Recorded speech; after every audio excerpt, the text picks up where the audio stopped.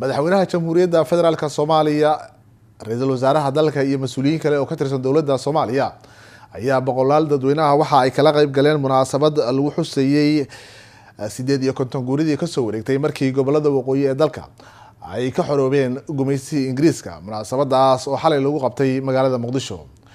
wariyaheenna Cali Baashi Cabdullaahi Cabdi ayaa qodobareedkaasi inoo faahfaahinaya.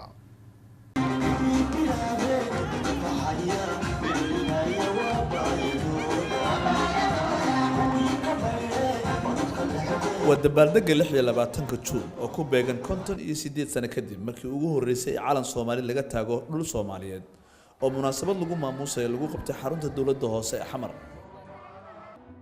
madaxda dawladda ugu sareeyo madaxweynaha dalka, saraakiisha ciidamada, safiirada dalalka shisheeye, qaybaha kala duwan ee shacabka ayaa isugu yimid goobtan oo lagu soo bandhigay heesaha wadaniga ee ka hadlaya xorriyadda, ciyaaraha hidaha iyo dhaqanka ee lagu maamuuso curashada 26 Juun markii gobolada waqooyi ee dalka ay ka xoroobeen gumeysigii Ingiriisiga.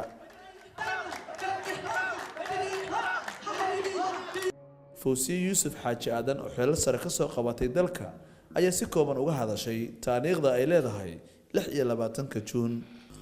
caawa oo kale 58 sano ka hor Soomaali meel ay joogtaba waxa u bariyay waa cusub oo xorriyad sugayay muddo dheer oo dhiig badan ku daatay la helay. waxaa dhalatay madax banaanidii u horeysay ee Soomaaliyeed oo loo damaashaaday waqtiyo fara badan. waxaa lagu soo dhaweeyay suugaan la tiriyay oo abwaano badan ay waaweyn ay wax ka tiriyeen. haddaba xorriyadaas laguma dhalin si sahla iyo dheeldheel. waxay ku dhalatay halgan fog, han sare, jahaad badan iyo midnimo aan loo kala hadhin rag iyo haween. iyadoo ujeedadu ahayd in la helo Soomaali weyn. madaxweynaha jamhuuriyadda federaalka ee Soomaaliya mudane Maxamed Cabdullaahi Farmaajo ayaa khudbad uu ka jeediyay munaasabadan waxa uu kaga hadlay qiimaha ay maalintan u leedahay shacabka Soomaaliyeed oo xusay in dad qiimo badan ay naf iyo maal u soo hureen xorriyadda aan maanta harsanayno. halgankii ugu horeeyay halgamada Afrika uu bilaabay Sayid Maxamed Cabdullaahi Xasan oo ka bilowday gobolada waqooyi oo aan ognahay inay yihiin dad wadaniyiin ah oo mar walba aan ogolaanaynin in la gumeysto ama gumeysi aan ogolayn.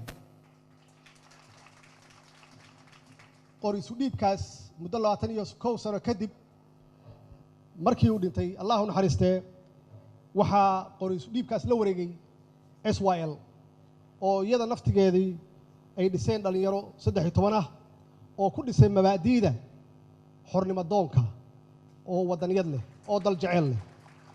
meesha gumeysigu uu ku shaqeynayay qaybi oo xukun, meeshu gumeysigu ku shaqeynayay qabiil iyo dhaqaale inuu kala siiyo Soomaali kala gato iyo kuwa uu xiro iyo kuwa uu dilo.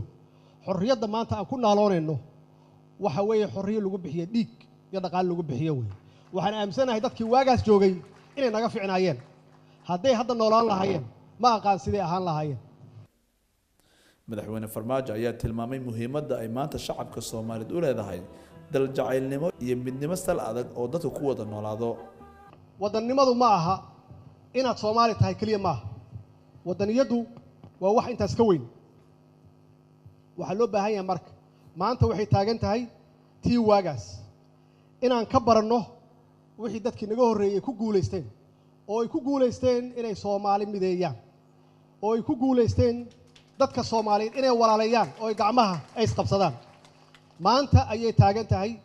maanta waxay taagan tahay mabda'a dhabta ah oo loo baahan yahay oo kulligeen ay tahay inaan qaadanno inay tahay patriotism wadaniyad inay tahay.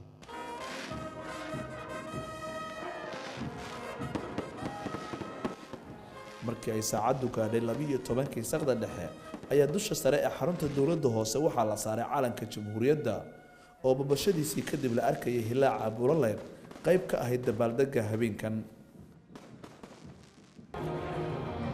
hanashadii xorriyadda gobolada waqooyi caawa kale 58 sano ka hor ayay taariikhdu tilmaantay in midnimada jamhuuriyadda Soomaaliya ay horseeday 4 cisho kadib markii xorriyadda ay qaateen goboladan koonfureed iyo midowgii labada gobol taasoo loo dabaaldegi doono 4 cisho kadib. cali baashi cabdulaahi magaalada muqdisho.